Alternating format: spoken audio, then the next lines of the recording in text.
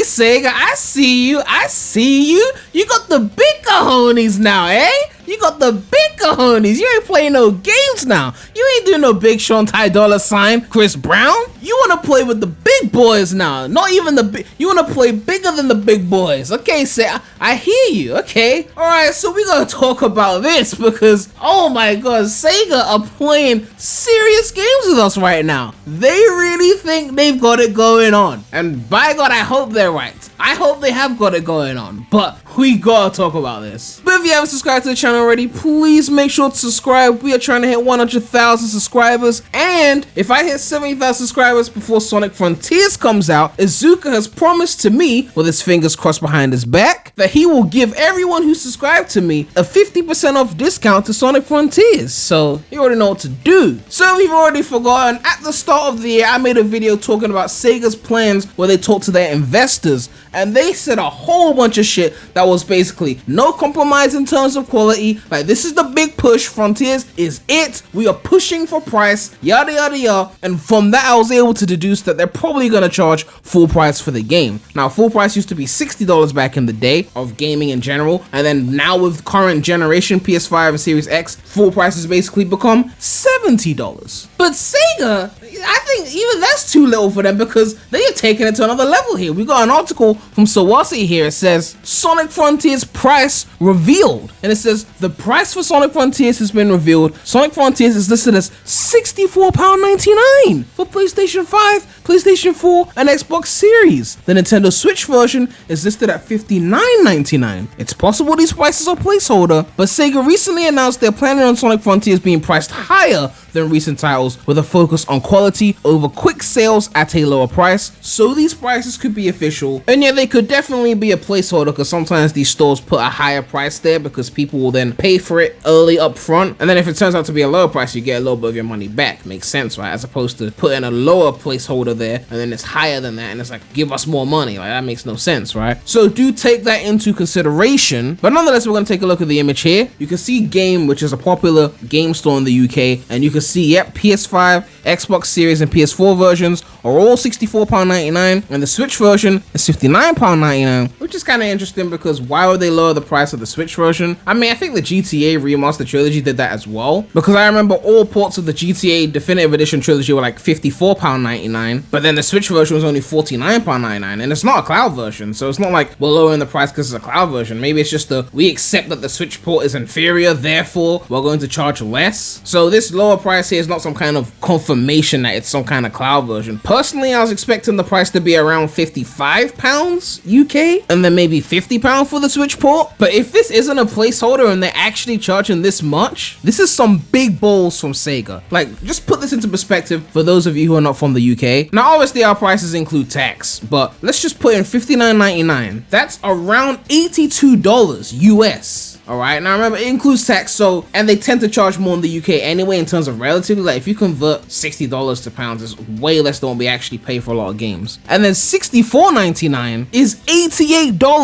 $88, okay? Now again, because we include our 20% tax, it's a lot of tax, man. It's obviously not going to be the exact same price in America, but this basically confirms, right, that in America it's gonna be at least $70, which is what I said. Some people said I was being ridiculous, and now I was talking out my ass. Once again, your boy knows what he's talking about, but you know, not to toot my own horn, but just the fact that they really are pushing for this price thing is very interesting, and oh, I hope it works out for them, man. But like, they are basically saying we want more money than what we have for Forces. No compromise in terms of quality. We need to get the big bucks. We're not churning out these games every 2 to 3 years. Therefore, we need to make sure when we do put out a game, we make the money off of it. Now, is it going to work is a good question. I mean, Forces, they claim sold well. I mean, it pulled like 1 million units, but like 700,000 of those were just PS Plus units anyway. So I don't know how they were bragging about Forces sales. I'm sure they're just trying to hype up their shit. But how many units are they planning to move with this thing, right? Like, they're gonna have to move several millions of units to justify making these big scale games. Otherwise, it's not gonna work, because even at this price, if they only move 1 million units, I don't think it's gonna meet their budget requirements. Like, if this is really a big open world game with multiple islands and cyberspace levels and a lot to explore, the budget for this is gonna be through the roof. I mean, the fact that they could be charging more for this than big games like Odyssey or Breath of the Wild and things like that, well, I guess the same price if we're comparing Switch versions, means that on some level they believe people will pay it, right? And I remember when Crash 4 came out, a lot of people complaining that the game was like $60. Like, oh, I'm not paying that for a platformer, yada yada yada, and they had to like drop the price pretty fast. And maybe that's part of their strategy. Maybe it's a hardcore Sonic fans will buy it because it's the Sonic, so we'll keep it at this high ridiculous price. Oh, I don't want to say ridiculous because maybe it's worth it, but we'll keep it at this very high price for like a month or so. Let the hardcore Sonic fans go out and buy it at that price, and once you've milked them, which could be, I don't know, a couple 100,000 people, I don't know how much they'll make in the first few months. Once you've milked those people, then we lower the price to get the casuals and the people that saw it at the Game Awards and said, oh, it's on discount now, let's check it out, kind of thing. You know, maybe that's their plan. You know, it's $64.99 right now, and then it becomes like $39.99 in no time. A lot of these games be dropping in price very fast, but it's all about gauging, right? If the game is selling really well and they're not having any issues selling it, then it stays at a higher price longer, like what Nintendo do, of course. But then if it's dropping in like attention or dropping in like sales, then they go, okay, time to lower the price to get more people to buy, and we'll see if they're able to hold this price for a good while. But they're gonna need that mainstream support to really be able to charge this for a long period of time. And I hope that mainstream support doesn't mean, oh, we're just going to make an open world game that caters to other people and not Sonic fans just for the sake of getting that bigger price. Like,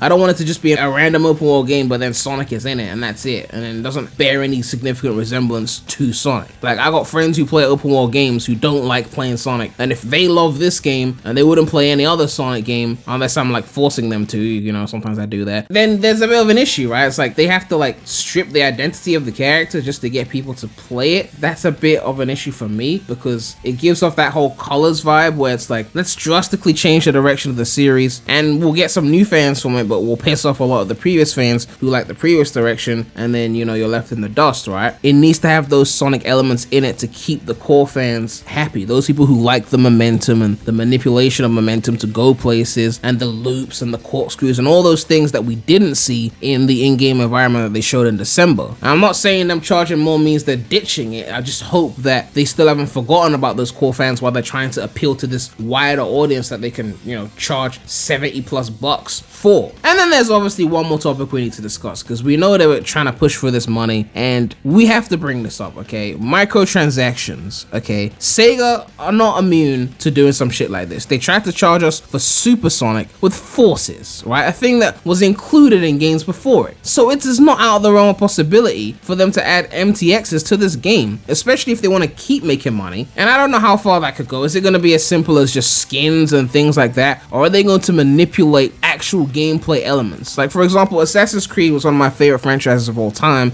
The Ezio trilogy is some of my favorite games of all time, especially AC2 and Brotherhood. And later Assassin's Creed games kind of start to piss me off because, like, from like Origins onwards, I don't know if they did it before Origins, but like from Origins onwards, they had these microtransactions in the game, and the games used to be just like go from main mission to main mission to main mission, side missions completely optional, don't need to do them. But then in these later on games, it became you need to be a certain level to do the next main mission, and the only way to level up is to go do some side content, right? I mean, obviously main content will level you up too, but you can't do another piece of main content until you've leveled up, so you're gonna have to do some side content, and they would make you grind hours of side content at times just to get to the level required to go to the next main mission, which would be fine if the grinding was not too tedious, right? But it felt very tedious. And then guess what? There was a microtransaction there to boost your XP where you would get like double the XP that you would usually get, which means you basically level up twice as fast as long as you pay us some more money. And once you start doing that, it's like you're designing a game around being tedious such that it coaxes you into paying money to make the game more bearable. And with an open world game like this, they could pull some shit like that. If there's some kind of in-game currency and they're like, you get double rings or you get double this, or you have to collect some shit to progress, and then like, you collect this thing twice as fast if you pay this MTX, then it's gonna be a bit of a money grabbing situation. I saw a comment before on a YouTube video, I can't remember, like I screenshotted it, but I can't find it right now, but it was like before, back in the like pre-microtransaction days, it was like games were just designed to be as fun as possible, but now it's like games are designed to be the minimum amount of fun to be marketable and sellable, and then after that it's like, how much money can we squeeze out of you? And Sega, if they go this route, I mean, people, they'll get away with it if the game is solid enough, right? But it will be very annoying to have to be in that whole, we're playing a Sonic game, we're paying for microtransactions just to play the game properly. It will become a very annoying experience if that is the case. Like the way they ruined FIFA over the years with that shit and all the packs. Oh my god,